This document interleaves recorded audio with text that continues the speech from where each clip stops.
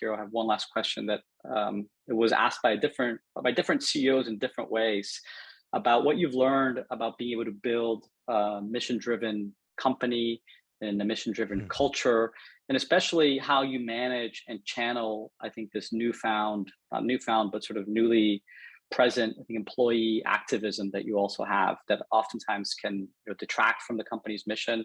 And how can you be a strong leader in the face of, I think, some of these management challenges people see today? Oh, it is a different world, and I'm only gonna get because I'm not operating every day, the audience is. I'm an investor, and you know how those discussions go when it comes to company cultures. Look, if you have an incredibly strong mission and you don't waver off it, that is the most beneficial for squashing all of these, how can I say, different factions going on inside of companies. When you're dealing with content moderation, oh my God, it's like, we just talked about Twitter, content moderations and what's right versus what's wrong. And I'm more left leaning or I'm more right leaning. I hate politics. I really hate it. And I try to avoid it inside of my company. So, I can't say I don't know what to do in those regards. You have to uphold what you believe in and you have to stick to that. And if people don't like it, they can leave. But it doesn't mean you have to cater to everybody's idealistic ideas of what they think the world should look like.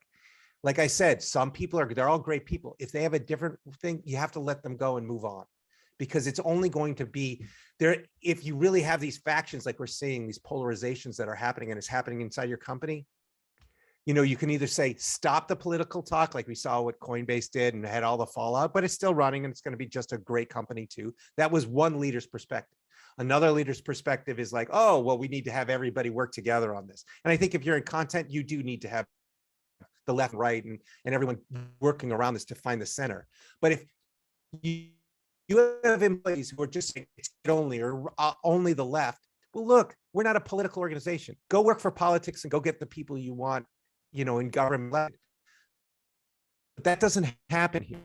And it takes the leader exactly what's allowed, what's not allowed. When it's around the product and it makes sense for the product and our customers, then so be it. If not, I'm sorry, but we're not going to tolerate that here, because you can spend all of your time trying to be a politician as a CEO, or you can spend all the time being a mission-driven CEO and get your mission done, because that's why everybody's there. Otherwise, people are going to complain all they want, and then the company doesn't do what it needs to do for the mission, and then everyone's out of a job.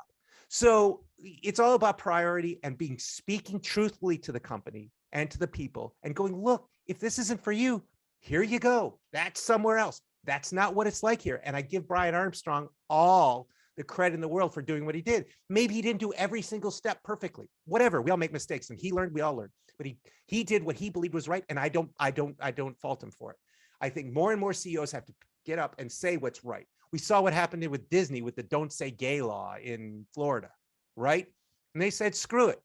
Finally, they woke up and they said, screw it. We're against it, came out against it. They're the biggest employer. And then Florida did what Florida shouldn't have done, which is politicized it, but they did.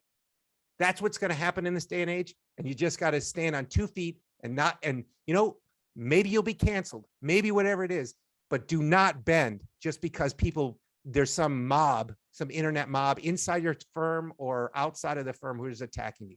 You got to stay strong, because that's what it means to be a leader, and believe in your values and ideals and get other people around you who do, as long as you're doing the right thing with the right mission, as opposed to like, I'm going to be the true social whatever and, free speech, regardless of how toxic it is, that kind of stuff, 4chan crap, Well, one story around that, I know we're running late, but I'll give you one last story. When the iTunes music store was going to video, we had a discussion, a very frank discussion. People are like, well, we could sell porn on this.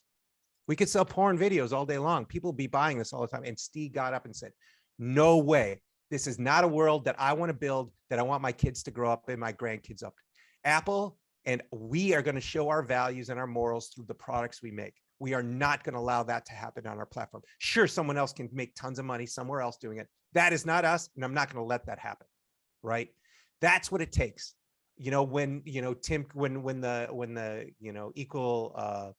equal rights for LGBTQ plus people came out in California, Steve stood up and said, this is a literally a civil issue. We need to go and get in front of it. And this was in early 2000s, before this whole activism. He got up there and said, no, we support this bill for equal rights.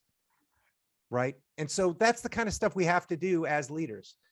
Just like, we have to go out, and I'll call out the metaverse. I'm going to just tell you right now, I'm going to call it out. So, as you get up, there's nobody else running this world, people. It's the people around in these kinds of conversations. You got to sit there, and if you're doing it for the right reasons, go and make your voice known, but do it in a very constructive way and get other people around you who can do that.